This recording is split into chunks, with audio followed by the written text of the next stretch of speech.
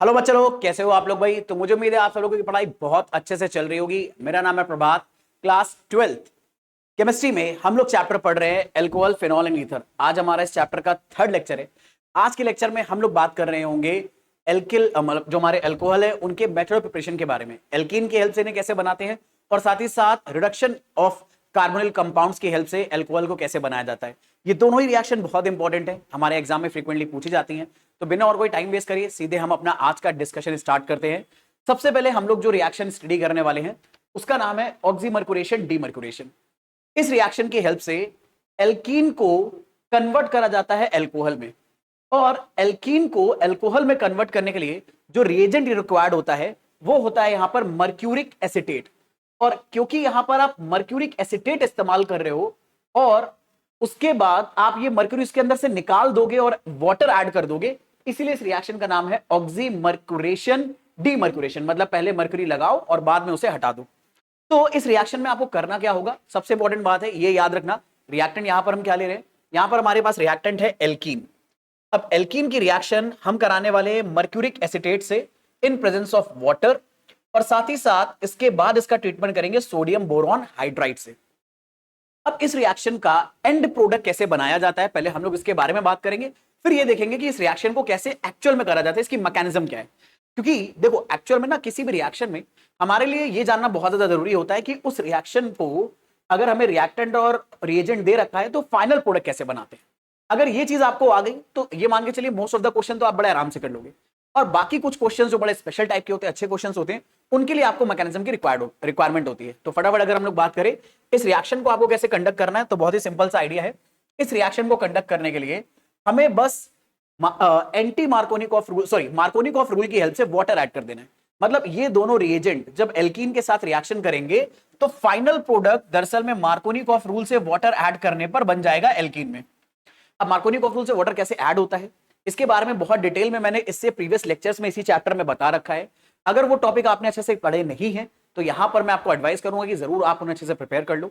आई button पर मैं इस चैप्टर की प्लेलिस्ट का लिंक दे दूंगा, वहां से आप आराम से देखकर पूरा कवर कर सकते हो। अदरवाइज अगर हम यहीं पर मार्कोनिकॉफ रूल को समझे तो बहुत सिंपल सी बात बोलता है कि जैसे मान लो आप वाटर को इस एल्कीन में ऐड करने वाले हो, तो वाटर से H प्लस और OH माइनस दो हमें आयन मिलेंगे, जिसमें से नेगेटिव आयन है OH माइनस। तो मार्कोनिकॉफ रूल के अकॉर्डिंग ये जो नेगेटिव आयन है डबल बॉन्ड से जुड़े उस कार्बन को दोगे जिसके पास कम हाइड्रोजन है। अगर आप नोटिस करो तो इस कार्बन के पास एक हाइड्रोजन है जबकि इस कार्बन के पास दो हाइड्रोजन है। अच्छा, आपको सिर्फ डबल बॉन्ड वाले कार्बन से मतलब होना चाहिए। किसी सिंगल बॉन्ड वाले कार्बन के पास एक भी हाइड्रोजन नहीं है तो वहां ऐड मत करने लग जाना OH को। मार्कोनिकॉफ रूल के अकॉर्डिंग डबल बॉन्ड पे ही रिएक्शन होगी। तो यहां पर आप इस कार्बन को दे दोगे OH, इस कार्बन को दे दोगे H। तो इस कार्बन के पास जहां पहले दो हाइड्रोजन थे, रिएक्शन के बाद तीन हाइड्रोजन हो जाएंगे। इस कार्बन के पास जहां पहले एक हाइड्रोजन एक CH3 था, वहां पर अब CH3 और हाइड्रोजन के साथ OH भी आ जाएगा। तो इस तरह से हमें एंड प्रोडक्ट मिल जाएगा। और किसी भी रिएक्शन में हमें यह जरूर याद होना चाहिए मेरे बच्चे कि हमने रिएक्शन में कौन सा बॉन्ड ब्रेक करा है और कौन से बॉन्ड बनाए हैं, रिएक्शन को याद रखने के लिए। तो अगर आप नोटिस करो यहां पर हम लोगों ने कार्बन कार्बन का पाई बॉन्ड तोड़ा है, ठीक है। और अगर बात करी जाए कौन से बॉन्ड हमने बनाए हैं, यानी प्रोडक्ट में हमें कौन से बॉन्ड बनाने होंगे, तो हम कार्बन और हाइड्रोजन का बॉन्ड बनाएंगे और कार्बन और OH का बॉन्ड बनाएंगे। यहां पर हमने कार्बन OH का बॉन्ड बनाया, कार्बन हाइड्रोजन का बॉन्ड बनाया, और यहां पर हमने ये पाई बॉन्ड तोड़ दिया है। किसी भी रिएक्शन में ये याद रखना बहुत जरूरी होता है। तो इस तरह से हम लोग ऑक्सीमर्कुरेशन डीमर्कुरेशन का प्रोडक्ट बनाएंगे। अभी हमने प्रोडक्ट बनाना सीखा है, मैकेनिज्म नहीं। पहले इसको प्रैक्टिस करते हैं फिर आगे कंटिन्यू करेंगे। अब जैसे एग्जांपल के तौर पे मान लो ये मैंने एक एल्कीन ले ली। अब जैसे हमें एल्कीन दिखाई दे और मर्क्यूरिक एसिटेट दिखाई दे और NaBH4 से इसकी रिएक्शन हम कराएंगे तो हमें प्रोडक्ट बनाना है। अच्छा, एक जरूरी चीज तो मैं बताना आपको भूल ही गया यार, पहले वो बता देता हूं। मर्क्यूरिक एसिटेट का जो फॉर्मूला लिखा है ये क्या रिप्रेजेंट कर रहा है, तो दरअसल में मर्क्यूरिक एसिटेट का ये जो फॉर्मूला लिखा है, अगर मैं इससे पहले ओपन करके दिखाऊं तो ये कुछ ऐसा फॉर्मूला है। मरकरी से दो OAC ग्रुप जुड़े हुए हैं, और ये जो AC ग्रुप है या ACO ग्रुप है, ये बेसिकली में मेरे बच्चे CH3C double bond O group का शॉर्ट नोटेशन है। तो बेसिकली में ये ACO जो लिखा है ये एसाइल ग्रुप है पूरा का पूरा, ठीक है। तो ये चीज यहां पर आपको मेंशन है। अब क्योंकि इतना बड़ा स्ट्रक्चर लिखने में थोड़ा सा कॉम्प्लिकेशन होता है, इसीलिए शॉर्ट फॉर्म में इसे क्या लिख देते हैं हम OAC, लेकिन इसका मतलब आप समझ गए एसाइल ग्रुप है। I am pretty much sure ये आइडिया आप लोगों को अच्छे से क्लियर है। अपनी कहानी को हम लोग आगे बढ़ा सकते हैं। तो अब यहां पर मर्क्यूरिक एसीटेट की रिएक्शन अगर हम इस एल्कीन से कराएंगे, बाद में NaBH4 से रिएक्शन कराएंगे, तो फाइनल प्रोडक्ट क्या बनेगा? तो बस फाइनल प्रोडक्ट बनाने के लिए हमें मार्कोनिकॉफ रूल से वाटर ऐड करना है। तो यहां पर कैसे हम लोग मार्कोनिकॉफ रूल से वाटर ऐड करेंगे? अगर आप ध्यान से देखो तो जिस डबल बॉन्ड पर हम रिएक्शन कराना चाहते हैं वो ये है। अब इस डबल बॉन्ड में एक बात नोटिस करना मेरे बच्चे, यहां पर जो हमारे पास कार्बन है ये अभी 1 2 3 बॉन्ड बना चुका है, पर एक कंपाउंड में, ऑर्गेनिक कंपाउंड में कार्बन के पास 4 बॉन्ड होने चाहिए। तो चौथा बॉन्ड अगर यहां नहीं बना है तो कायदे से ये बॉन्ड हाइड्रोजन की हेल्प से बन रहा होगा।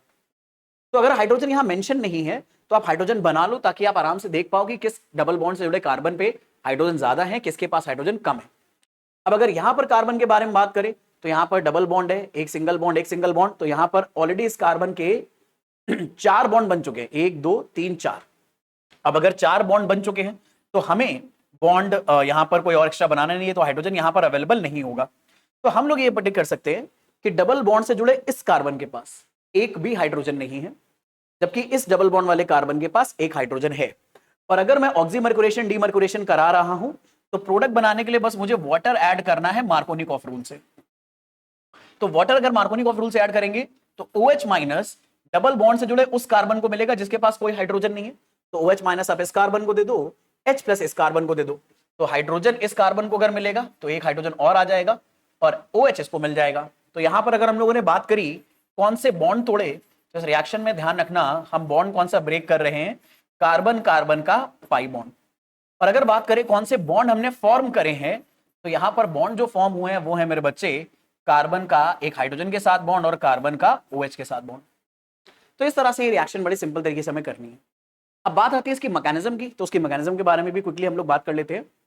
एक एग्जांपल से मैं पूरी मैकेनिज्म आपको डिमॉन्स्ट्रेट करते हुए चलूंगा, आराम से उसके की एक्सपेक्ट हम लोग समझते हुए चलेंगे। पर मैं आपको एक बात बता दूं, मैकेनिज्म उन बच्चों के लिए बहुत इंपॉर्टेंट है जो वाकई में सीरियसली प्रिपरेशन कर रहे हैं जेईई मेंस की, जेईई एडवांस की और नीट की।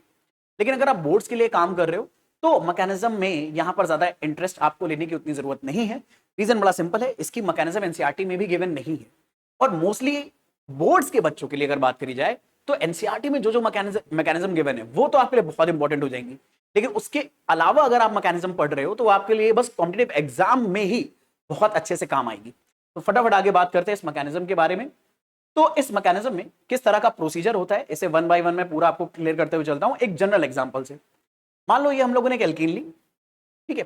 अब इस एल्कीन में अगर हम मर्क्यूरिक एसीटेट से रिएक्शन कराएंगे तो रिएक्शन किस तरह से होगी, तो दरअसल में मरकरी का मतलब ये जो पाई बॉन्ड है कार्बन कार्बन का, ये एक कार्बन से अटैक करेंगे मरकरी के ऊपर, ठीक है। मतलब मान लो इन दोनों में से एक कार्बन मरकरी के ऊपर अटैक करेगा पाई इलेक्ट्रॉन रिचनेस की वजह से, और मरकरी के पास दरअसल में बहुत सारे एम्प्टी ऑर्बिटल्स होते हैं, तो मरकरी आसानी से इलेक्ट्रॉन पेयर एक्सेप्ट कर सकता है। तो जैसे ही मरकरी कार्बन कार्बन के पाई बॉन्ड की तरफ पहुंचता है तो वो पाई बॉन्ड के साथ या पाई इलेक्ट्रॉन के क्लाउड के साथ बॉन्ड बनाने लगता है। तो मरकरी इन दोनों कार्बन में से एक कार्बन के साथ बॉन्ड बनाएगा। मान लो अभी वो इस कार्बन के साथ बॉन्ड बना रहा है, पर यहीं पर एक बड़ा इंटरेस्टिंग फिनोमेना होता है। मरकरी में भी दरअसल में बहुत सारे इलेक्ट्रॉन्स होते हैं, तो अगर ये कार्बन मरकरी के साथ बॉन्ड बना रहा है, सेम टाइम पर मरकरी अपने इलेक्ट्रॉन बगल वाले कार्बन को डोनेट करके उसके साथ बॉन्ड बना लेता है, तो एक साइक्लिक स्ट्रक्चर बन जाता है जिसमें 3 एटम आपस में जुड़ेंगे। ये दोनों कार्बन कॉमनली जुड़े होंगे मरकरी के साथ, पर क्योंकि ये कार्बन एक नया बॉन्ड बनाने जा रहा है, मरकरी एक नया बॉन्ड बनाने जा रहा है इस कार्बन के साथ, तो इन दोनों कार्बन के बीच का जो पाई बॉन्ड है वो टूट जाएगा। और इस पूरे प्रोसेस में क्योंकि मरकरी एक और बॉन्ड बना रहा है तो मरकरी का भी एक बॉन्ड तोड़ेंगे, तो मरकरी का एसाइल ग्रुप के साथ जो बॉन्ड बना है वो टूट जाता है और हमें इस तरह का स्ट्रक्चर देखने को मिलता है। ये एक तरह का रिंग टाइप का स्ट्रक्चर है। इसमें मरकरी कार्बन के साथ जुड़ा हुआ है और ये सारा स्ट्रक्चर रिंग बनने की वजह से एकदम प्लेन में आ जाएगा। अगर ये तीनों एटम दरअसल में अगर ये तीनों एटम आपस में कनेक्टेड है, ठीक है, जैसे एग्जांपल के तौर पे इस मरकरी से अगर ध्यान से देखो ये दोनों कार्बन और ये एसाइल ग्रुप जुड़ा है, तो ये एकदम प्लेनर स्ट्रक्चर आ रहा है। ये सारे एटम एक ही प्लेन में है। प्लेन में कहने का मतलब है इन्हें एक पर्टिकुलर फ्लैट चीज से कवर करा जा सकता है, तो ये सारे एटम एक प्लेन में है, तो ये पूरा प्लेनर स्ट्रक्चर है। अगर आप वर्टिकली देखोगे तो ये इस तरह से दिखाई देगा, हॉरिजॉन्टली देखोगे तो ये इस तरह से दिखाई देगा। दरअसल में इसका प्लेनर होना इस रिएक्शन की स्टीरियोकेमिस्ट्री के लिए बहुत इंपॉर्टेंट है, इसलिए इस पॉइंट को मेंशन करना मेरे लिए यहां पर जरूरी था। अब मैकेनिज्म में आगे फर्दर स्टेप क्या होगा, तो एक बात समझना, यहां पर मरकरी ने इन दोनों कार्बन के साथ रिंग स्ट्रक्चर बना लिया है और अब अगले स्टेप में वाटर इन दोनों कार्बन में से एक कार्बन पर अटैक करेगा और ऐसा पाया गया है मोस्टली वाटर का जो ऑक्सीजन है जिसके पास लोन पेयर है वो मरकरी से जुड़े उस कार्बन पर अटैक करता है जिसकी कार्बोकैटायन स्टेबल बनाने की ज्यादा टेंडेंसी है। एक बात समझो, अगर मान लीजिए आई एम सॉरी, अगर मान लीजिए मैंने इस मरकरी का इस कार्बन के साथ बॉन्ड तोड़ा, इस मरकरी का मैंने इस कार्बन के साथ अगर बॉन्ड तोड़ा मेरे बच्चे, जैसे मरकरी इस कार्बन के साथ बॉन्ड तोड़ेगी तो इस कार्बन पर एक इलेक्ट्रॉन की कमी आ जाएगी और इस कार्बन पर आ जाएगा पॉजिटिव चार्ज, यानी कुछ ऐसा स्ट्रक्चर बनेगा। इफ आई शो यू, यहां पर मरकरी से जो कार्बन जुड़ा था उसके ऊपर आ जाएगा पॉजिटिव चार्ज, साथ में हाइड्रोजन रहेगा, साथ में एल्किल ग्रुप, इस कार्बन के साथ मरकरी और एसाइल ग्रुप आपस में जुड़ा रहेगा और बाकी जो भी चीजें थी वो यहां पर रहेंगी। पर अगर मान लो मैंने ये बॉन्ड तोड़ने की बजाय ये बॉन्ड तोड़ दिया, तो इस सिचुएशन में मेरे बच्चे अगर ये बॉन्ड टूटा है तो इस कार्बन के ऊपर पॉजिटिव चार्ज आएगा। तो अगर मैं दोनों सिचुएशन आपके सामने लिखूं, एक बार मरकरी को जोड़कर रखूं,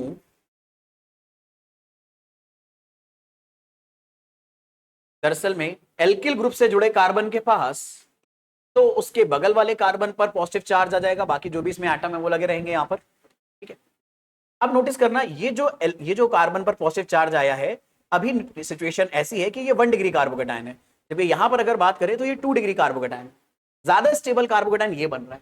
तो इसीलिए दरअसल में वाटर जब अटैक करता है इस मरकरी से जुड़े रिंग वाले कार्बन के स्ट्रक्चर पे, तो उस कार्बन पर अटैक करता है जहां स्टेबल कार्बोकैटायन बन सके। और आपने नोटिस करा है एल्किल ग्रुप से जो भी जुड़ा कार्बन है इस पर ज्यादा स्टेबल कार्बोकैटायन बन सकता है। और यहीं पर एक बात मेंशन मैं कर दूं, कार्बोकैटायन बन नहीं पाता मेरे बच्चे, यहां पर सीधे ऑक्सीजन यहां पर अटैक करेगा, मरकरी अपना ये बॉन्ड यहां से तोड़ देगा, तो मरकरी अपना बॉन्ड तोड़ देगा और यहां पर वाटर आकर ऐड हो जाएगा। पर वाटर में ऑक्सीजन अपना लोन पेयर जब डोनेट करता है तो ऑलरेडी ऑक्सीजन अपने 2 बॉन्ड बना चुका है, एक और बॉन्ड बनाने जा रहा है, तो ऑक्सीजन इस केस में 3 बॉन्ड बना रहा है, क्योंकि लोन पेयर डोनेट करके एक्चुअल में यहां पर कोऑर्डिनेट बॉन्ड जैसा बॉन्ड बनता है। तो ऑक्सीजन इस तरह से 3 बॉन्ड बना सकता है, लेकिन अगर ऑक्सीजन यहां पर 3 बॉन्ड बनाएगा तो ये हाईली अनस्टेबल हो जाता है और अपने आप को स्टेबलाइज करने के लिए ये ऑलरेडी अपने हाइड्रोजन अपने जिस बॉन्ड से इसने हाइड्रोजन को जोड़ रखा होता है उस बॉन्ड को तोड़ता है। पर इस हाइड्रोजन को भी हमें बाहर निकालने के लिए और एक्स्ट्रा वाटर की रिक्वायरमेंट होती है, तो फर्दर वाटर जो हमारे पास बहुत सारा पड़ा हुआ है सोल्यूशन के अंदर, वो इस हाइड्रोजन को बाहर निकाल देता है, जिससे ऑक्सीजन और हाइड्रोजन बस इस कार्बन से जुड़े रहते हैं। तो इस तरह से ऑक्सीजन OH ग्रुप इस कार्बन पर आकर जुड़ गया। लेकिन अभी ये मर्क्यूरिक एसिटेट हमें हटाना है, तो NaBH4 इस रिएक्शन को करके मर्क्यूरिक एसिटेट को हटा देता है और खुद यहां पर हाइड्रोजन लग जाता है। अब ये जो स्टेप की मैकेनिज्म है ये अभी तक हमें बहुत सही से पता नहीं चली है, मतलब ट्रस्ट मी ऐसा भी होता है कई बार हमें बहुत सारे स्टेप्स की मैकेनिज्म अभी सही से पता नहीं रहती है। तो अभी भी हमें इस स्टेप की पूरी मैकेनिज्म नहीं पता, तो इसलिए यहां पर बस बहुत सारी बुक्स में यही मेंशन कर दिया गया है NaBH4 जब इससे रिएक्शन करेगा तो कार्बन से ये पूरा ग्रुप हट जाएगा, इसकी जगह पर हाइड्रोजन आ जाएगा। तो अल्टीमेट आप नोटिस करो, जिन कार्बन के बीच में डबल बॉन्ड था उनमें से एक कार्बन को हाइड्रोजन मिल गया और एक कार्बन को OH ग्रुप मिल गया और मार्कोनिकॉफ रूल के अकॉर्डिंग मिला। पर यहां पर एक इंपॉर्टेंट बात है कि इस रिएक्शन में वाटर ऐड करने के दौरान कोई भी कार्बोकैटायन नहीं बना है। हमने बस यहां पर ये चेक करा था कि वाटर उस कार्बन पर अटैक करेगा जहां पे कार्बोकैटायन बन सकता है ज्यादा स्टेबल, पर बनता कभी नहीं है, वो ट्रांजिशन स्टेट में बहुत छोटे से टाइम के लिए बनता है बस। तो इसीलिए क्योंकि यहां पर कार्बोकैटायन नहीं बनता है तो कोई रीअरेंजमेंट के चांसेस होते ही नहीं है, यहां पर there is no chance of rearrangement of carbocation. तो इसलिए जब भी आपको ऑक्सीमर्क्यूरेशन डीमर्क्यूरेशन करना है तो बिना किसी सेकंड थॉट के आप सीधे एंटी मार्कोनिकॉफ रूल से वाटर ऐड कर सकते हो। मेरे मुंह से पता नहीं बार बार एंटी मार्कोनिकॉफ क्यों निकल रहा है, कंफ्यूज मत हो जाना। ऑक्सीमर्क्यूरेशन डीमर्क्यूरेशन में हम सिर्फ और सिर्फ मार्कोनिकॉफ रूल से वाटर ऐड कर देंगे बिना किसी कार्बोकैटायन का रीअरेंजमेंट कराए। ठीक है, चलो अब इसी से जुड़ा कुछ न्यूमेरिकल और प्रैक्टिस कर लेते हैं ताकि हमें अच्छे से समझ में आ जाए सारी बातें। मैं इस पर्टिकुलर एग्जाम्पल पे आने से पहले आपको एक जरूरी चीज रिकॉल कराऊंगा। ये एग्जाम्पल मैंने आपको नॉर्मल जब हम एल्कीन की रिएक्शन कराते हैं वाटर से इन प्रेजेंस ऑफ एसिड तब भी कराया था। जिन बच्चों ने रेगुलरली इसको फॉलो करा है उन्हें तो याद होगा, नहीं तो आप जाके देख लेना, अदरवाइज मैं यहां पर मेंशन कर देता हूं। मान लो एल्कीन की रिएक्शन आप नॉर्मली वाटर से कराओ इन प्रेजेंस ऑफ H प्लस, तो इस सिचुएशन में भी वाटर H प्लस और OH माइनस को यहां पर ऐड करता है। पर यहां पर इस पर्टिकुलर स्पेशल केस में क्योंकि कार्बोकैटायन बनता है और कार्बोकैटायन का रीअरेंजमेंट होता है, तो यहां पर मार्कोनिकॉफ रूल फॉलो नहीं होता, बल्कि कोई नई चीज होती है। अगर आप नॉर्मली मार्कोनिकॉफ रूल फॉलो करते तो डबल बॉन्ड से उस कार्बन पर OH जोड़ देते जिसके पास कम हाइड्रोजन है, तो कायदे से OH हमें यहां जोड़ना चाहिए था, H यहां पर जब नॉर्मल वाटर से आप रिएक्शन करते हो तो फाइनल प्रोडक्ट कुछ ऐसा मिलता है कि ये जो एक CH3 आप देख रहे हो ये बगल में शिफ्ट हो जाता है यहां पर, और जो OH है वो इस कार्बन पे आता है। और ये शिफ्टिंग दरअसल में कार्बोकैटायन के रीअरेंजमेंट की वजह से हुई है। अब ये कार्बोकैटायन का रीअरेंजमेंट मैंने इससे जस्ट पहले वाले लेक्चर में पूरा डिटेल में बताया है। अगर आपको ये पॉइंट पकड़ में नहीं आया तो मैं एडवाइस करूंगा वो वीडियो जरूर देख लेना। बाकी यहां पर मैंने ये बात क्यों बताई है वो समझना। दरअसल में क्योंकि इस रिएक्शन में कार्बोकैटायन बनता है तो रीअरेंजमेंट हुआ है, मार्कोनिकॉफ रूल फॉलो नहीं हुआ है। बट ऑक्सीमर्कुरेशन डीमर्कुरेशन में कार्बोकैटायन बनता ही नहीं है, तो रीअरेंजमेंट का कोई चांस नहीं होता।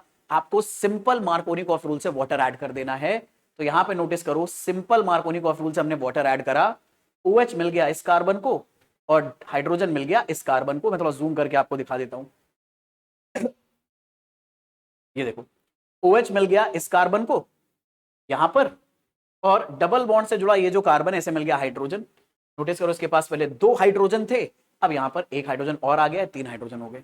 और मैंने अक्सर देखा है बच्चे ये गलती करते हैं, यहां पर CH2 लिखा हुआ है तो जल्दबाजी में यहां पर भी CH2 लिख देते।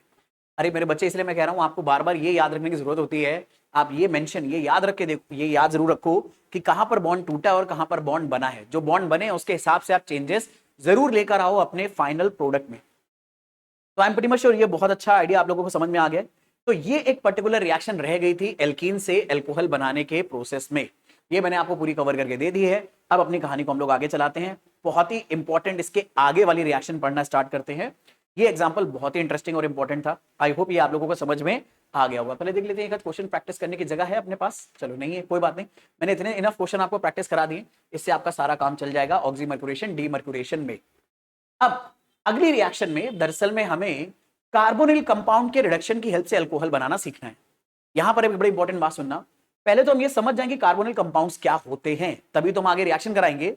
तो केमिस्ट्री में कार्बोनिल कंपाउंड्स ऐसे कंपाउंड को बुलाया जाता है जिनमें C double bond O group present होता है।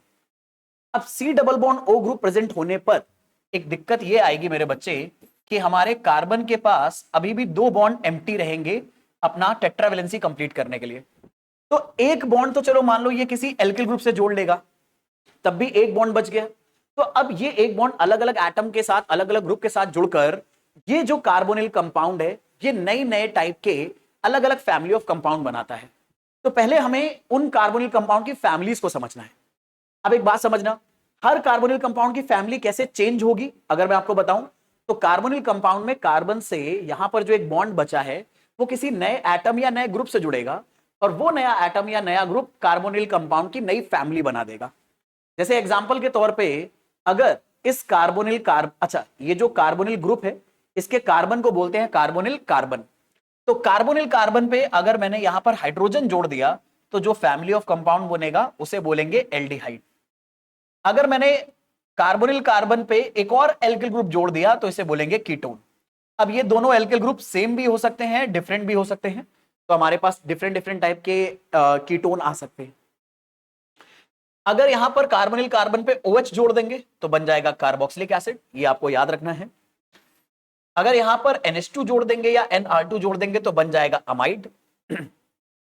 अगर कार्बोनिल कार्बन पे OR ग्रुप जोड़ देंगे तो बन जाएगा एस्टर। अब ये दोनों एल्किल ग्रुप सेम भी हो सकते हैं और अलग अलग भी हो सकते हैं। और अगर यहां पर हम लोगों ने Cl जोड़ दिया तो ये बन जाएगा क्लोराइड या एसिड क्लोराइड या एसाइल क्लोराइड। तो ये हमारे पास 6 मेरे बच्चे बहुत ही इंपॉर्टेंट कार्बोनिल कंपाउंड्स हैं, aldehyde, ketone, carboxylic acid, amide, ester और एसिड क्लोराइड। इनके बारे में एक छोटी सी बात और मैं बता दूं, एल्डिहाइड को शॉर्ट फॉर्म में RCHO भी लिखते हैं, मतलब ये पूरा जो बॉन्ड है ये कंडेंस करके लिख देते हैं। ऐसे ही कीटोन को RCOR लिखते हैं, कार्बोक्सिलिक एसिड को RCOOH लिखते हैं, मतलब आपको इस स्लाइड से ये बात अपने दिमाग में बैठानी है मेरे बच्चे कि COOH का अगर कभी बॉन्ड ओपन करना पड़े तो ये जो कार्बन है इससे एक ऑक्सीजन डबल बॉन्ड से जुड़ेगा और OH सिंगल बॉन्ड से जुड़ेगा। क्योंकि ये स्ट्रक्चर अगर आपको याद रह गए तो मैं आपको गारंटी देता हूं ऑर्गेनिक केमिस्ट्री आपको काफी आसान लगेगी। एक्चुअल में मेरा खुद का पर्सनल एक्सपीरियंस यही कहता है, क्योंकि मैं भी ना as a student organic chemistry में बहुत वीक था और मैं बहुत टाइम तक यही सोचता था कि यार एक्चुअल में ऑर्गेनिक केमिस्ट्री का पार्ट मेरा वीक है क्यों। क्योंकि होता क्या था, क्लासरूम में मेरे सर जब क्वेश्चंस कराते थे या आइडिया बताते थे मैं वो समझ जाता था, क्लासरूम में कर भी लेता था। बात जब टेस्ट में आती थी कि टेस्ट में परफॉर्म करना है या फिर घर पे प्रैक्टिस करना है तो मुझसे कई बार क्वेश्चन होते नहीं थे। और जब मैंने बहुत लॉजिकली अंडरस्टैंड करने की कोशिश करी कि मेरे से बार बार गड़बड़ क्या होती थी, तो मैंने ऐसा पाया कि ऑर्गेनिक केमिस्ट्री में मेरे को ये बॉन्ड्स कई बार ओपन करना नहीं आता था, कई बार सही से स्ट्रक्चर बनाना नहीं आता था, कई बार ये नहीं याद रहता था कि रिएक्शन में कौन सा बॉन्ड तोड़ना है कौन सा बॉन्ड बनाना है। और इसी चक्कर में मेरे बहुत सारे क्वेश्चन गलत होते थे। मुझे ऑर्गेनिक केमिस्ट्री एकदम ऐसा लगता था जैसे ब्लैंक आउट हो गया हूं मैं, मुझे कुछ समझ में ही नहीं आ रहा। और लेकिन जब मैंने इन चीजों पे काम करना शुरू करा तो बहुत इंप्रूवमेंट आने लगा और मेरे अपने एग्जाम में सबसे ज्यादा मार्क्स केमिस्ट्री में ही आए फिर। ठीक है, चलो फटाफट आगे बात कर लेते हैं। अब यहां पर NR2 जो ग्रुप लगा हुआ है, यहां पर मोस्टली हमारे पास हाइड्रोजन होगा मेरे बच्चे, तो NH2 हमें देखने को मिलेगा। और अगर NH2 देखने को मिला तो उसका शॉर्ट फॉर्म ऐसे लिख सकते हो RCONH2, जिसे आप अमाइड बोलोगे। सिमिलरली एसाइल क्लोराइड को आप लिख सकते हो RCOCl और एस्टर को लिख सकते हो RCOOR। अब ये दोनों एल्किल ग्रुप सेम भी हो सकते हैं, डिफरेंट भी, तो डिफरेंस क्रिएट करने के लिए मैं यहां डैश लगा देता हूं। इनके कंडेंस फॉर्म ज्यादा पॉपुलर हैं, ये आपको पता होने चाहिए, लेकिन एज ए स्टूडेंट कई सारे बच्चे कंडेंस फॉर्म से रिएक्शन कराने में कंफर्टेबल नहीं होंगे, तो उन्हें कंडेंस फॉर्म से बॉन्ड वाला फॉर्म बनाना आना चाहिए। तो चाहो तो आप अभी स्लाइड पर रुक जाओ मैं थोड़ा सा साइड हो जाता हूं। आप पहले ऑब्जर्व करो कि इस कंडेंस स्ट्रक्चर से बॉन्ड वाले स्ट्रक्चर पे कैसे जाओगे। सी के साथ जो ऑक्सीजन है वो डबल बॉन्ड से जोड़ दो, हाइड्रोजन सिंगल बॉन्ड से जोड़ दो, एल्डिहाइड बन जाएगा। सिमिलरली कीटोन में सी से जो ऑक्सीजन जुड़ा है ये डबल बॉन्ड से जोड़ दो। सिमिलरली COOH में दो ऑक्सीजन है, एक ऑक्सीजन डबल बॉन्ड से जोड़ो, एक OH सिंगल बॉन्ड से जोड़ दो कार्बोनिल कार्बन पे। अमाइड में सी से जो O जुड़ा है डबल बॉन्ड से जोड़ो, NH2 को सिंगल बॉन्ड से जोड़ दो। ये सारी बातें ऑब्जर्व करके रखो, क्योंकि मैं पता है स्पेशली टाइम दे रहा हूं, क्योंकि ये अगर समझ में आ गया तो आगे जो रिएक्शन है बहुत सिंपल है। रिएक्शंस बहुत सिंपल है, हमें इन कार्बोनिल कंपाउंड का रिडक्शन करके दरअसल में एल्कोहल बनाना है। और मैंने एक पूरी लिस्ट कंपाइल कर दी है कि कौन कौन से ऐसे रिएजेंट हैं जो इन कार्बोनिल कंपाउंड को एल्कोहल में रिड्यूस कर सकते हैं। बस ये टेबल आप याद रख लेना, ठीक है, और याद बड़े आराम से होगी प्रैक्टिस करते करते। अगर ये टेबल याद रहेगी तो आप बड़े आराम से कार्बोनिल कंपाउंड का रिडक्शन करके एल्कोहल्स बना पाओगे कार्बोनिल कंपाउंड से। इस टेबल के बारे में मैं आपको बता दूं, ये हमारे पास एक नॉर्मल कार्बोनिल कंपाउंड का रिप्रेजेंटेशन है। इसका रिडक्शन हम करेंगे तो रिडक्शन में बेसिकली में हाइड्रोजन इस कार्बोनिल ग्रुप पर जाकर ऐड होता है, मतलब C डबल बॉन्ड O पर जाकर ऐड होता है, और हाइड्रोजन के एडिशन को रिडक्शन बोलते हैं। और ये हाइड्रोजन भले चाहे यहां एक लिखा है, क्योंकि और आपने नोटिस करा होगा बहुत बार ऐसा होता है ऑर्गेनिक केमिस्ट्री में केमिकल रिएक्शन बैलेंस नहीं होती, कभी कभी लगता है यार अबे एटम ये गया कहां, या फिर अचानक से एक था दो कैसे आ गए। तो एक्चुअल में ऑर्गेनिक केमिस्ट्री में कई बार ऐसा होता है हम रिएक्शन पे ज्यादा फोकस करते हैं कि क्या हो रहा है। ठीक है, बैलेंस तो आप उसे कर ही लोगे।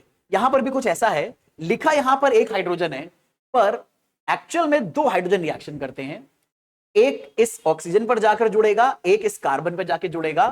अब इस चक्कर में क्योंकि ये दोनों एटम नए बॉन्ड बना रहे हैं तो इन्हें पुराना बॉन्ड तोड़ना पड़ेगा, तो पाई बॉन्ड टूट जाएगा, तो डबल बॉन्ड की जगह यहां सिंगल बॉन्ड बचेगा, यानी सिर्फ सिग्मा बॉन्ड बचेगा।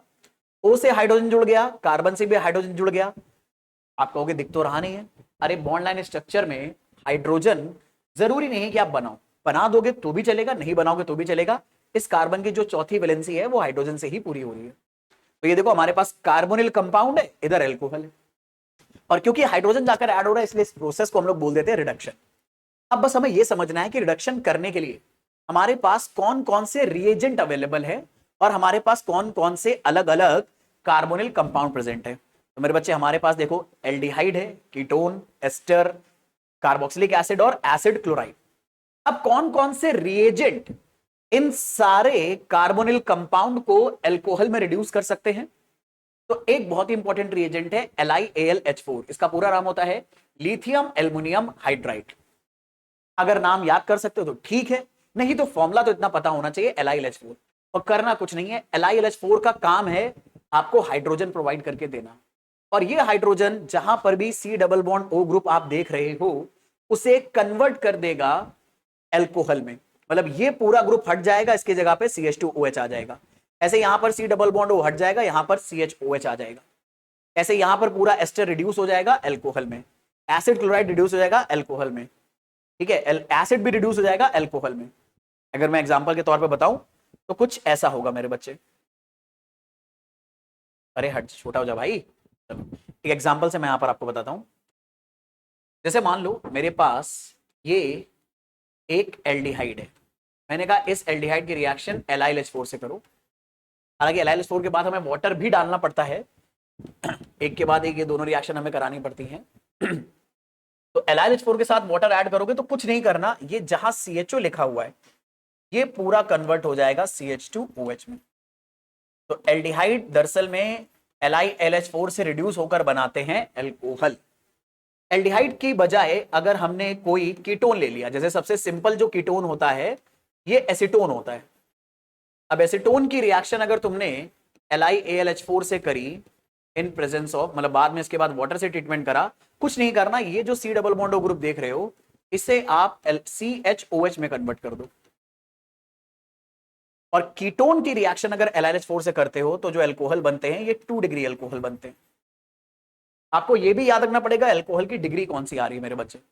सिमिलरली अगर मान लीजिए हमारे पास कार्बोक्सिलिक एसिड है, CH3COH है, आपने इसका ट्रीटमेंट कराया LiAlH4 से और बाद में वाटर से, कोई झमेला नहीं, ये पूरा COH ग्रुप आप जो देख रहे हो ये हट जाएगा और इसकी जगह पर CH2OH आ जाएगा। तो यहां पर भी प्राइमरी एल्कोहल मिलेगा। तो हम लोगों ने 3 कौन सी रिएक्शन देख ली, एल्डिहाइड की, कीटोन की, एसिड की। एस्टर और एसिड क्लोराइड के बारे में अगर बात करें तो कुछ ऐसा होगा। पहले एस्टर का एक एग्जांपल मैं आपको बता देता हूं। एस्टर में एक एल्केल ग्रुप से C डबल बॉन्ड O जुड़ा होगा, एक और सिंगल बॉन्ड ऑक्सीजन, और इसके आगे भी एक एल्केल ग्रुप होगा। ये दोनों एल्केल ग्रुप सेम भी हो सकते हैं और डिफरेंट भी। ये हमारे पास एक एस्टर है। अब एस्टर की रिएक्शन अगर मैंने LiAlH4 से करी इन प्रेजेंस ऑफ वाटर, तो मेरे बच्चे आपको क्या करना होगा, अब ये बॉन्ड तोड़ना होगा।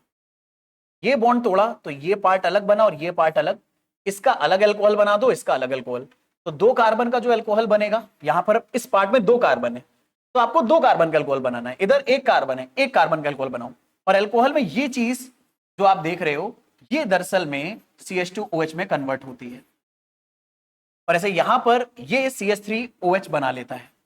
तो यार एक बात बड़ी इंपॉर्टेंट है, याद रखना कि अगर हम एस्टर का लिथियम एल्युमिनियम हाइड्राइड से रिएक्शन करते हैं तो एक नहीं बल्कि 2 एल्कोहल मिलते हैं, एक इस एल्कोक्सी पार्ट से और एक इस एल्किल कार्बोनिल पार्ट से, 2 एल्कोहल मिलेंगे। जबकि पीछे एल्डिहाइड, कीटोन, कार्बोक्सिलिक एसिड सबने एक ही एक एल्कोहल बना के दिया है। ये बड़ा स्पेशल कंपाउंड है, इसकी रिएक्शन बहुत पूछी जाती है। फिर हमारे पास है एसिड क्लोराइड। एसिड क्लोराइड में भी सिचुएशन याद रखना मेरे बच्चे। तो अगर मान लो ये हमारे पास कोई एसिड क्लोराइड है, मैंने special alkyl halide alkyl group ले लिया है। अगर आपने इसकी लिथियम एल्युमिनियम हाइड्राइड से रिएक्शन करी तो बड़ा सिंपल सा रिएक्शन होगा, ये पूरा ग्रुप हट जाएगा और इसकी जगह पर CH2OH आ जाएगा। तो हमें इस तरह से बार बार रिएक्शन कंटिन्यू करनी है। तो एक्चुअल में ना अगर आप नोटिस करो, एसिड क्लोराइड हो, चाहे कार्बोक्सिलिक एसिड हो, चाहे एल्डिहाइड हो, इन तीनों में करना क्या है, CHO ग्रुप, COH ग्रुप और COCl ग्रुप, ये पूरा हट जाएगा, इसकी जगह पर CH2OH आ जाएगा, ये याद रख लो। लेकिन हाँ, कीटोन में क्या होता है, ऐसा नहीं होता कि पूरा ग्रुप हटता है, बल्कि CO की जगह पर CHOH आ जाता है, 2 डिग्री एल्कोहल बनता है। और एस्टर में क्या होगा, जिन कार्बन ऑक्सीजन के बीच में सिंगल बॉन्ड है वहां से आप बॉन्ड को ब्रेक कर दो। अब जरा सोचना, एक बॉन्ड अगर आप ब्रेक करते हो, जैसे 2 एटम के बीच का अगर बॉन्ड तोड़ दोगे तो ये हिस्सा पूरा अलग, ये हिस्सा पूरा अलग, इस हिस्से को अल्कोहल अलग बना दो, इसका C डबल बॉन्ड हो CH2OH में कन्वर्ट कर दो, CH3 पे कोई रिएक्शन नहीं हो रही तो वो एज इट इज बना रहेगा, और CH3O भी कन्वर्ट हो जाएगा CH3OH में। तो इस तरह से लिथियम एल्युमिनियम हाइड्राइड इन सारे कंपाउंड्स को अल्कोहल में बदल देता है। फिर इसके बाद हमारे पास जो अगला रिएजेंट है जो एनसीईआरटी में गिवन है वो है मेरे बच्चे NaBH4, सोडियम बोरॉन हाइड्राइड। दरअसल में इनके नाम ना आप बड़े आराम से बता सकते हो, क्योंकि ये एलिमेंट्स जो जो यहां पर आ रहे हैं उसी के नाम पर है, lithium aluminium hydride, sodium boron hydride, DIBAL H, di isobutyl aluminium hydride. ठीक है, ये सब इनके रिएजेंट है। और यहां पर जो रेने निकल लिखा है, दरअसल में ये हाइड्रोजनेशन करते हैं हम यहां पर, मतलब सीधे इन कंपाउंड की रिएक्शन हम हाइड्रोजन से करेंगे। पर वन बाय वन पढ़ते हैं, पहले NaBH4 के बारे में बात करते हैं। अब यार NaBH4 कैसे रिड्यूस करेगा? तो बिल्कुल वैसे करेगा जैसे LiLH4 करता था, बस एक फर्क है, NaBH4 में हाइड्रोजन बोरॉन से जुड़ा है और हाइड्रोजन और बोरॉन का बॉन्ड इतना स्ट्रांग होता है कि इसे तोड़ना बड़ा मुश्किल है। और अगर इस बॉन्ड को तोड़ना मुश्किल है तो इस NaBH4 का रिडक्शन का जो नेचर है वो भी पुअर है। मतलब NaBH4 दरअसल में एक वीक रिड्यूसिंग एजेंट है, पर LiLH4 एक स्ट्रॉन्ग रिड्यूसिंग एजेंट है। एल्युमिनियम हाइड्रोजन का बॉन्ड वीक होता है, बोरॉन हाइड्रोजन का बॉन्ड स्ट्रॉन्ग होता है। रीजन क्या है? बोरॉन के नीचे एल्युमिनियम आता है, एल्युमिनियम का साइज बड़ा होगा, बड़े साइज के एटम वीक बॉन्ड बनाते हैं, तो इसलिए एल्युमिनियम हाइड्रोजन का बॉन्ड वीक है, जिसकी वजह से LiLH4 एक स्ट्रॉन्ग रिड्यूसिंग एजेंट है। तो ये इन सारे सीरीज ऑफ कंपाउंड को रिड्यूस कर देता है। पर NaBH4 एक वीक रिड्यूसिंग एजेंट है, और वीक रिड्यूसिंग एजेंट होने की वजह से ये एल्डिहाइड और कीटोन को तो रिड्यूस कर पाता है, पर बाकी एस्टर और कार्बोक्सिलिक एसिड को रिड्यूस नहीं कर पाता। ठीक है, यहां पर देखो मेंशन है, यहां पे क्रॉस लगे होने का मतलब क्या है? NaBH4 एस्टर और कार्बोक्सिलिक एसिड को रिड्यूस नहीं करेगा, हां पर एसिड क्लोराइड को अल्कोहल में रिड्यूस कर देता है। अब ये बात अच्छे से याद रखनी है।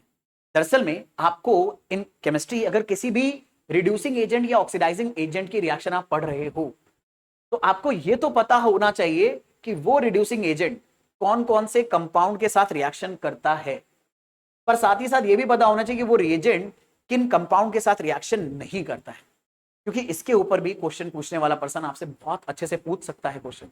आपको इस बात की नॉलेज होनी चाहिए, तभी तो हमारा अच्छे से दिमाग चलेगा कि देखो ये बात तो कोई भी पता कर लेगा कि ये रिएजेंट किन किन चीजों के साथ रिएक्शन करता है, लेकिन एक समझदार बच्चा ही होगा जो इस चीज पर गौर करेगा कि किनके साथ रिएक्शन नहीं करता है। भाई ये भी तो पता होना चाहिए थोड़ा थोड़ा। ठीक है, तो इसीलिए यहां पर NaBH4 इन तीनों रिएजेंट के साथ रिएक्शन कर सकता है, इन दोनों के साथ नहीं कर पाएगा। रेने निकल के साथ एक बात बता दूं बेटा, ये अकेले नहीं लेते, रेने निकल तो बस एक कैटलिस्ट है। रिएक्शन यहां पर एक्चुअल में करता है हाइड्रोजन, गैसियस हाइड्रोजन। रेने निकल एक कैटलिस्ट की तरह काम करता है, क्योंकि हाइड्रोजन जब इनसे रिएक्शन करता है तो ये बहुत स्लो रिएक्शन होती है। इस रिएक्शन को फास्ट करने के लिए हम इसमें डाल देते हैं रेने निकल, जो कि कैटलिस्ट है, जो इस रिएक्शन के रेट को बढ़ाता है। अब जो रेने निकल वाला हाइड्रोजन है ये दरअसल में कौन कौन से कार्बोनिल कंपाउंड को अल्कोहल में कन्वर्ट कर सकता है? तो ये एल्डिहाइड को कर देता है, कीटोन को कर देता है, पर एस्टर, एसिड और कार्बोक्सिलिक एसिड के साथ ये कोई रिएक्शन नहीं करेगा, इनको रिड्यूस नहीं करेगा। सिमिलरली यहां पर पैलेडियम चारकोल जो आप देख रहे हो मेरे बच्चे, ये पैलेडियम चारकोल में भी दरअसल में हाइड्रोजन यूज करते हैं, और ये पैलेडियम चारकोल तो बस कैटलिस्ट होता है। ये भी एल्डिहाइड और कीटोन को किस में रिड्यूस कर देंगे? अल्कोहल में, but further ester, acid, acid chloride से कोई रिएक्शन नहीं हो पाएगी। और DIBAL, di isobutyl aluminium hydride, इस पूरे रिएजेंट का नाम है, इसके ऊपर बहुत क्वेश्चन आ रहे हैं आजकल। तो नोटिस करो, डिबाल-H सारे कंपाउंड्स को, चाहे एल्डिहाइड हो, कीटोन हो, एस्टर हो, एसिड क्लोराइड हो, इन्हें अल्कोहल में कन्वर्ट कर देता है। पर एक बड़ी इंपॉर्टेंट बात है डिबाल-H के बारे में, और वो बात ये है कि डिबाल-H अगर लो टेम्परेचर पे रिएक्शन कराओगे -78 डिग्री सेल्सियस पर, तो एस्टर और एसिड क्लोराइड को ये एल्डिहाइड में कन्वर्ट करेगा। यानी ये एस्टर और एसिड क्लोराइड जब डिबाल-H से रिएक्शन करोगे तो लो टेम्परेचर पर अल्कोहल नहीं बनेगा, लो टेम्परेचर पर यहां पर मेरे बच्चे एल्डिहाइड बनेगा, हाई टेम्परेचर पर अल्कोहल ही बनेगा। अब ये बात मैं आपको बता देता हूं कि मैं क्या बताना चाह रहा हूं। ठीक है, इसके लिए एग्जांपल ही प्रैक्टिस करेंगे तो सारी बातें अच्छे से क्लियर होंगी। फटाफट देखते हैं। जैसे मान लो मेरे पास मेरे बच्चे ये एक एल्डिहाइड है। अब इस एल्डिहाइड की रिएक्शन अगर मैंने LiLH4 से करी और पूछा क्या LiLH4 इसे अल्कोहल में रिड्यूस कर पाएगा, आप बिंदास बोलोगे यस। और कैसे कन्वर्ट करेगा? CHO कन्वर्ट हो जाएगा CH2OH में। मैंने पूछा CH2OH में और इस कंपाउंड को कौन कन्वर्ट कर सकता है, तो आप बड़े आराम से बोल सकते हो सोडियम बोरॉन हाइड्राइड। मैंने पूछा क्या दरअसल में hydrogen in presence of Raney nickel इस CHO को CH2OH में कन्वर्ट कर पाएगा? एब्सोल्युटली, क्योंकि एल्डिहाइड को ये पांचों रिएजेंट और कीटोन को ये पांचों रिएजेंट आराम से रिड्यूस कर देते हैं अल्कोहल में। सिमिलरली अगर मैंने पूछा क्या ये जो रिएक्शन है ये हाइड्रोजन दे पाएगा in presence of palladium charcoal? Absolutely. क्या ये सेम रिएक्शन डिबाल एच दे पाएगा? एब्सोल्युटली। क्योंकि DIBAL H hydrogen in presence of palladium charcoal, hydrogen in presence of Raney nickel, NaBH4 LiH4 इस पूरे एल्डिहाइड को कन्वर्ट कर देते हैं CH2OH में। पर यहीं पर अगर मान लीजिए मेरे पास, ध्यान से सुनते जाना, अब अगर लेट्स से कार्बोक्सिलिक एसिड हुआ और कार्बोक्सिलिक एसिड से मुझे इस COH की जगह पर बनाना है CH2OH अल्कोहल, तो कौन कौन से रिएजेंट हम यूज कर सकते हैं? क्या हम यहां पर LiAlH4 यूज कर सकते हैं? एब्सोल्युटली। क्योंकि देखो मेंशन है ना, LiAlH4 कार्बोक्सिलिक एसिड को रिड्यूस कर सकता है पर NaBH4 नहीं कर सकता। यानी अगर मैंने पूछा क्या इस कार्बोक्सिलिक एसिड का अल्कोहल में NaBH4 की हेल्प से रिडक्शन कर सकते हो? आप बोलोगे नो। NaBH4 एक वीक रिड्यूसिंग एजेंट है। कार्बोक्सिलिक एसिड इतना ज्यादा ऑक्सीडाइज प्रोडक्ट है कि ये NaBH4 इसे फर्दर अल्कोहल में रिड्यूस नहीं कर पाएगा। आगे अगर पूछा जाए क्या ये reaction hydrogen in presence of Raney nickel देगा या hydrogen in presence of palladium in charcoal देगा? आंसर है नो, बिल्कुल नहीं। Hydrogen in presence of nickel और hydrogen in presence of palladium charcoal ये रिएक्शन नहीं देंगे। क्या डिबाल एच ये रिएक्शन देगा?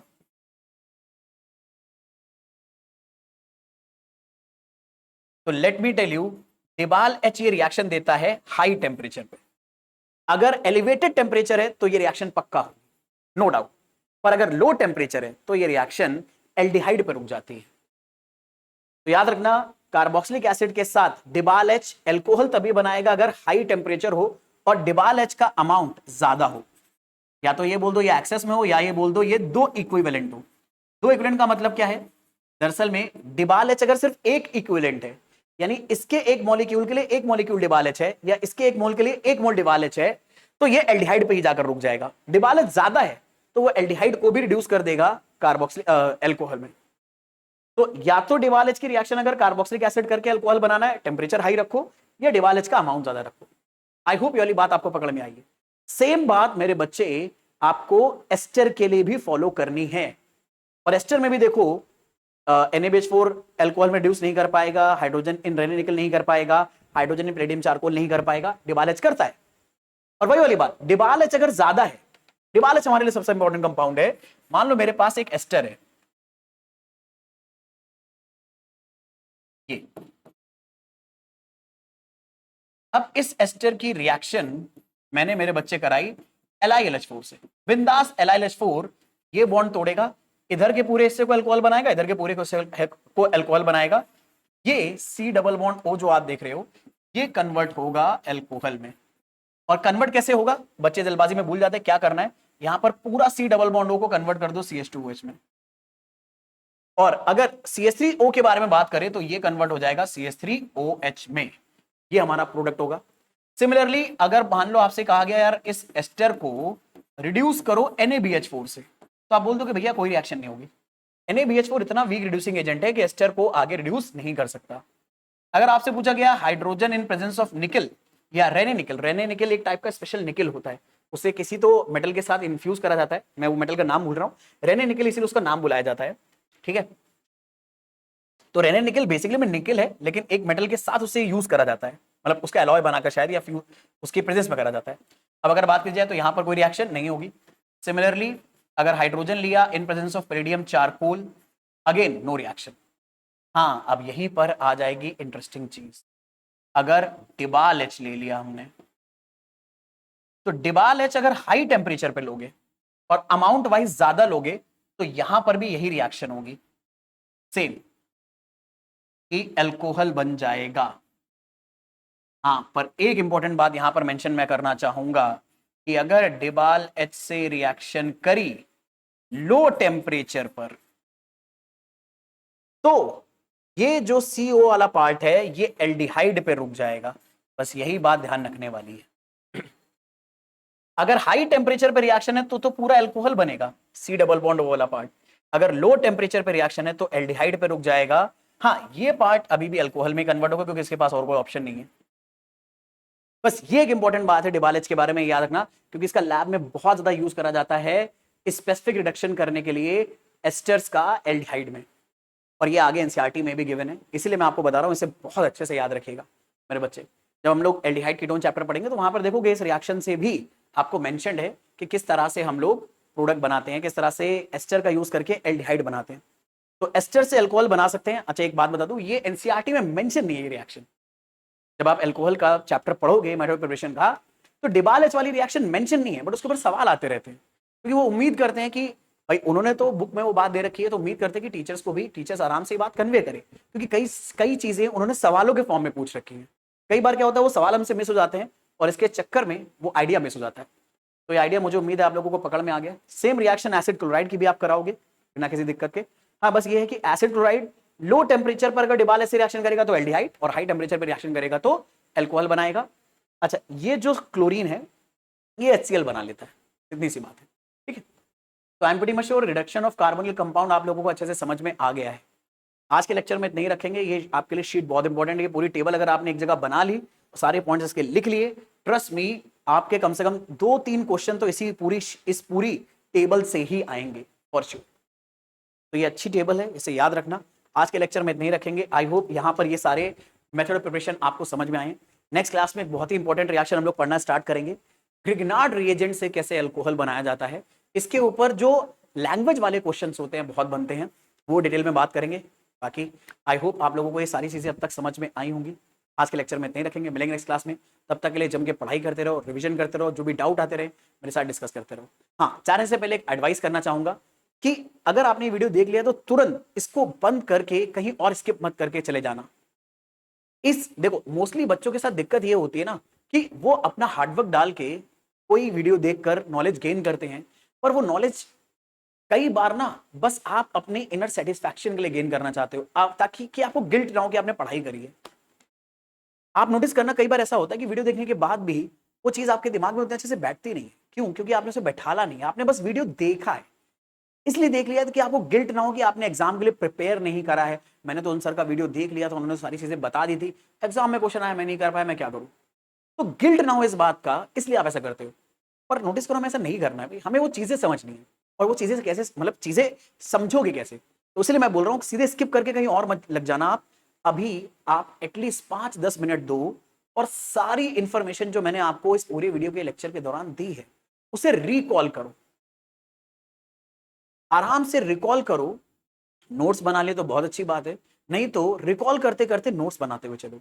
सबसे पहले ऑक्सीमर्क्यूरेशन डीमर्क्यूरेशन हमने पढ़ा था, मैं पॉइंट्स आपको बताते चल रहा हूं। सबसे पहले हमने ऑक्सीमर्क्यूरेशन डीमर्क्यूरेशन पढ़ा था, रिकॉल करो उसमें मर्क्यूरिक एसिटेट का फॉर्मूला क्या था, रिकॉल करो OAC क्या चीज थी, AC ग्रुप का स्ट्रक्चर कैसे बनाते थे। मैं पॉइंट मेंशन कर रहा हूं, ये पॉइंट अगर आप करते चले गए, ये इंफॉर्मेशन दिमाग में उठाते चले गए, तो डेफिनेटली आपका लर्निंग कर्व बहुत ऊपर जाएगा। और देखो, जो चीजें दिमाग में रिटेन होती हैं उसी से न्यूमेरिकल सॉल्व होते हैं। अक्सर आपने नोटिस करा होगा, आपने अपने दोस्तों को और बहुत सारे लोगों को, बहुत सारे सीनियर्स को, जूनियर्स को ऐसा कहते पाया होगा कि हम क्लासरूम में तो अटेंटिव रहते हैं, हम सारी थ्योरी भी समझ लेते हैं, बट न्यूमेरिकल सॉल्व नहीं होते।